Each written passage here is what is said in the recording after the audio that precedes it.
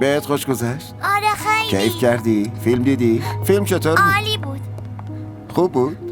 به به به. آقا دانیال، این ساعت هدیه ای من به شماست. آخه چرا؟ بفرمایین بگیرینش. اولین هدیه از یه دوست برای دوستش. بعدش هم این رسم خونه ماست.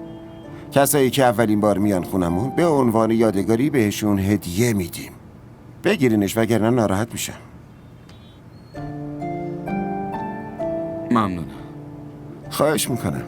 اینم برای شماست آقا روحام. توش پر شکلاته. اینم یه پیانوی کوچیک. من خیلی آهنگ باهاش زدم ممنون. خواهش میکنم.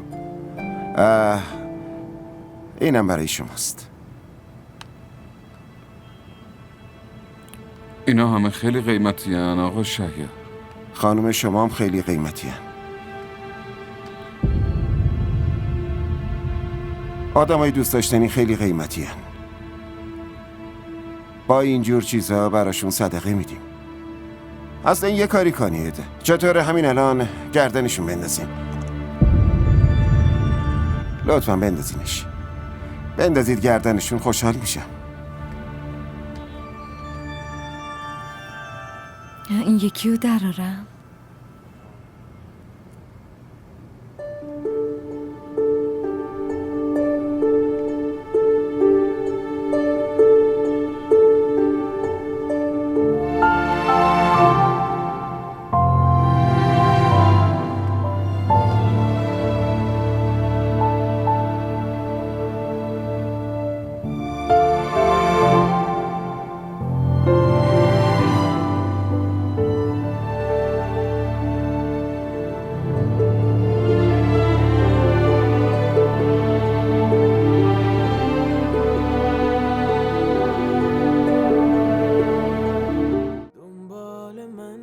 همراه ما باشید و فراموش نکنید که سابسکرایب کنید تا بهترین سریال ها را با دوبله فارسی از تلویزیون دیدی تیوی تماشا کنید.